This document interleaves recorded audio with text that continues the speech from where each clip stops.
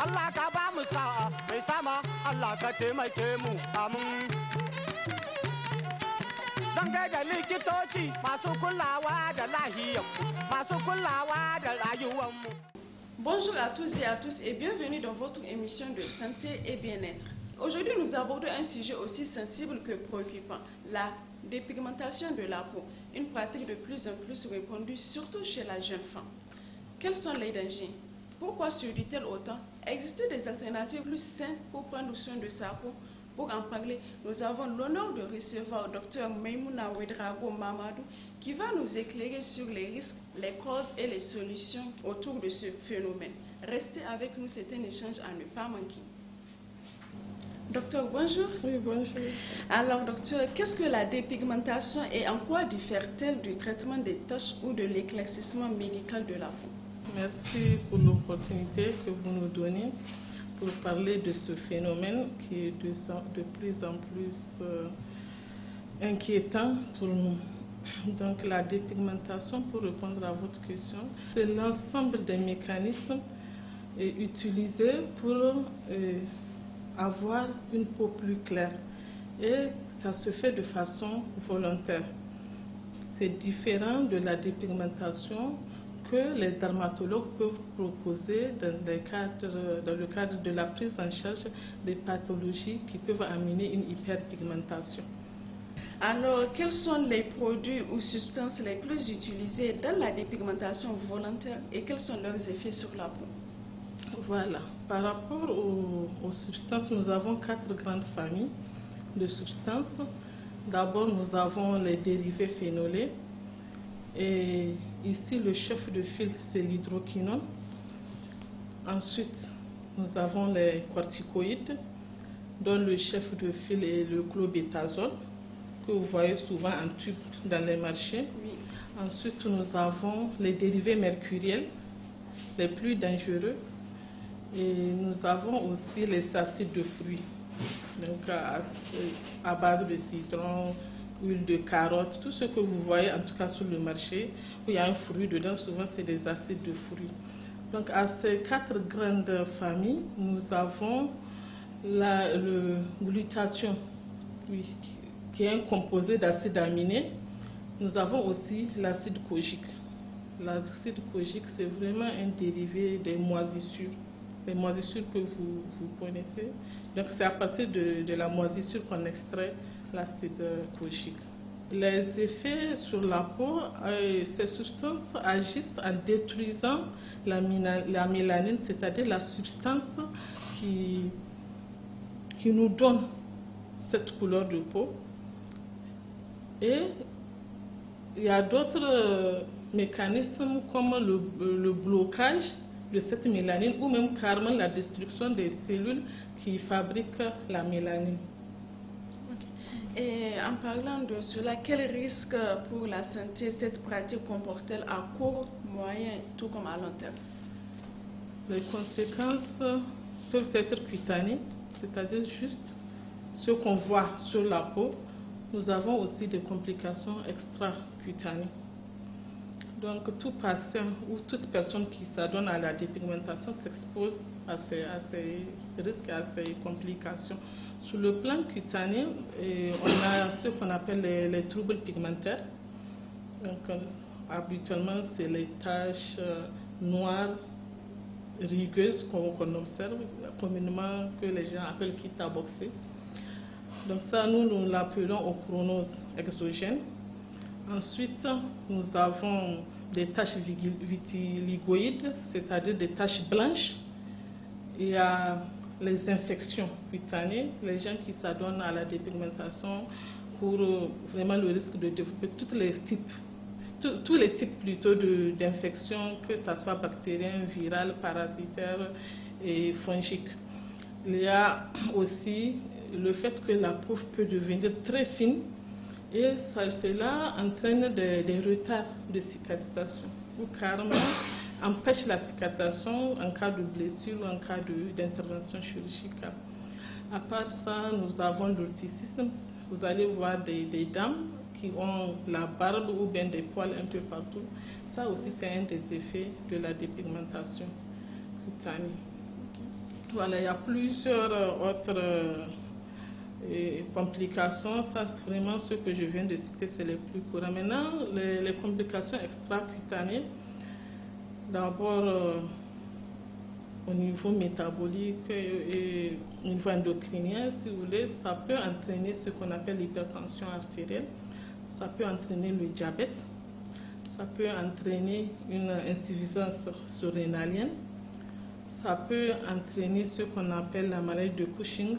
C'est des gens qui ont une obésité tronculaire avec les bosses de bison, comme nous l'appelons habituellement, et une redistribution des graisses. Ça peut entraîner aussi des cancers, notamment le cancer du rein, du cerveau, surtout pour les dérivés mercuriels. Chez la femme, on peut avoir des troubles du cycle, des avortements, une infertilité. Ça peut entraîner chez le fœtus un retard de croissance intra-utérin qui peut aller même jusqu'à la mort fœtale in utero. Et au niveau du psychisme, vraiment, ça donne une instabilité de l'humeur. On peut avoir des accès maniaques, on peut avoir une dépression. Vous allez voir souvent, c'est des jeunes femmes, bon, excusez-moi du terme, qui n'ont pas froid aux yeux. Et d'autres aussi, elles ont tout dans la vie pour vraiment être heureuses, mais elles sont tout le temps tristes. Donc c'est vraiment il y a plusieurs types de complications. À résumer, c'est ce qu'on observe habituellement. Bien, docteur, pourquoi cette pratique est-elle si répandue, notamment chez les jeunes femmes? Est-ce un phénomène culturel, social ou psychologique? Bon, là je dirais les trois. Je dirais les trois puisque depuis l'Antiquité, il y a toujours eu des mécanismes qui ont été mis en place, surtout par les femmes, pour paraître belles ou plus belles. Exactement. Voilà. Et au fil du temps, avec la traite négrière et puis la décolonisation, et nous avons observé, il a été observé ce phénomène de dévalorisation de la peau noire. Oui, et un travail a été fait vraiment en profondeur pour montrer une certaine suprématie de la peau blanche. Mais nous, habituellement, on dit peau claire. Okay. Donc, à partir de la Deuxième Guerre mondiale, après la Deuxième Guerre mondiale, il y a eu ce qu'on appelle l'émancipation de la femme. En ce moment, elles ont commencé à couper les cheveux, à porter des jupes un peu courtes, à s'affirmer. Et cette période a coïncidé vers les années 70 à une observation qui a été faite dans l'industrie du caoutchouc. Les gens qui travaillaient dans l'industrie du caoutchouc, à un moment, se sont rendus compte que leur peau claircissait. Ça, c'était aux États-Unis. Et ils se sont demandé que c'est quoi ce phénomène. Et après les investigations, ils se sont rendus compte que c'est l'hydroquinone qui faisait clair, puisque l'hydroquinone est utilisé dans l'industrie du caoutchouc. Et à partir de là, les industries cosmétiques ont commencé à utiliser l'hydroquinone pour fabriquer des produits dépigmentants. Et au même moment, il y a eu la télévision, les publicités et tout.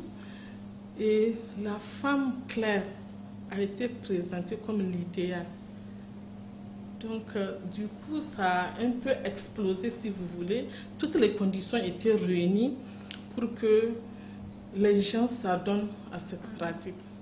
Voilà. Donc, ça, c'est sur le plan socio-culturel. Maintenant, sur le plan psychologique, nous avons fait plusieurs études, que ce soit dans le cadre des thèses de doctorat en médecine, de mémoire, de dermatologie et tout, sur la dépigmentation. Et on s'est rendu compte que cette pratique, malgré qu'elle soit répandue, concerne plus les gens qui ont un auto-estime négatif, si vous voulez. des gens qui ont un certain mal-être et qui cherchent vraiment à se donner de la valeur à travers cette pratique. Donc c'est plus des gens qui sont faibles, si je peux le dire ainsi, psychologiquement. Ils subissent l'influence des autres, ou bien des gens qui ont déjà un problème d'auto-estime négatif. Donc du coup, vraiment les trois aspects sont réunis, puisqu'on a observé que quand même que ça soit un phénomène malgré que ça soit un phénomène de société, c'est pas tout le monde qui fait ça. Exactement. Voilà, donc les gens vraiment qui se sentent bien dans leur peau malgré tout, n'ont pas besoin de faire recours à ça, malgré tout ce qui se fait ou se dit autour d'eux. Bien, docteur, alors que dit la réglementation sanitaire sur la vente et l'utilisation de ces produits dans notre pays? Personnellement, j'ai pas connaissance d'une quelconque réglementation par rapport à ça. Mais ce que je sais, c'est que l'UEMOA, en 2008, a sorti un document et a demandé d'interdire tous les produits qui peuvent nuire à l'ordre public, à la santé. En fait, il y avait 8 points et les produits qui peuvent nuire à la santé se trouvent au niveau du 2e point. Maintenant, ça c'est l'UEMOA, donc c'est leur 13 UEMOA de 2008. Okay. Oui, donc, mais eux, ils ont fait leur part. Maintenant, c'est à chaque État de définir, de dire c'est quel produit qui est nocif pour sa population et comment est-ce que ça doit être fait. Donc les modalités d'application de cette comment on appelle ça, recommandation aussi, non, je pense pas, puisque pour les stupéfiants, on a vu, donc il y a une loi qui est là, qui interdit l'importation, qui interdit la détention, la vente et tout, mais par rapport aux produits cosmétiques, non. Bon, j'ai pas connaissance en tout cas pour le moment. Et comment un médecin dermatologue peut-il accompagner une personne qui souhaite arrêter la dépigmentation et soigner les effets secondaires? Nous sommes là pour ça. Donc tout celui ou celle qui veut arrêter, vraiment nous sommes là pour l'accompagner. L'accompagnement dépend de quel type de produit la personne utilise, depuis combien de temps et c'est quelle voie d'administration. Par exemple, pour les corticoïdes, il faut arrêter progressivement, surtout quand c'est par voie injectable ou bien par voie orale. On ne peut pas arrêter brusquement. Donc pour ça, il faut nécessairement voir un médecin ou un agent de santé qui s'y connaît et qui peut aider la personne à arrêter. Mais pour les autres, ils peuvent arrêter à tout moment, sans problème.